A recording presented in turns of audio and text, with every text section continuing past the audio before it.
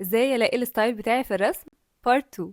مبدئيا كده عشان تلاقي الستايل بتاعك في الرسم مش شرط ان انت تتابع بس فنانين، بالعكس المفروض كل ما توسع مجالك البصري بتستفيد اكتر. يعني ممكن ان انت تتابع ناس تانية بتعمل حاجات ليها علاقة بالفن لكن مش بس الرسم. زي ايه؟ ممكن مثلا مهندسين ديكور، ممكن مصممين ازياء، او حتى مصورين بيصوروا الطبيعة، او حتى فيديوجرافر بيعمل فلوجز مثلا. اي حاجة فيها فن هتستفادوا منها.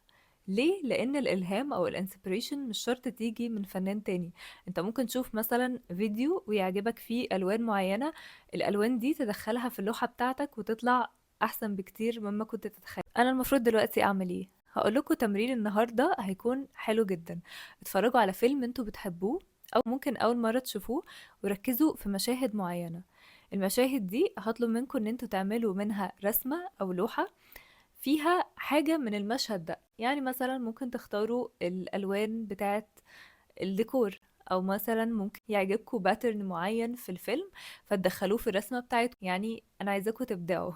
ولو عملتوا اللوحة دي ما تنسوش تعملوا لي تاج على هاشتاج درو وذ إسراء، وتعملوا لي كمان فولو، واستنوا البارت الجاي.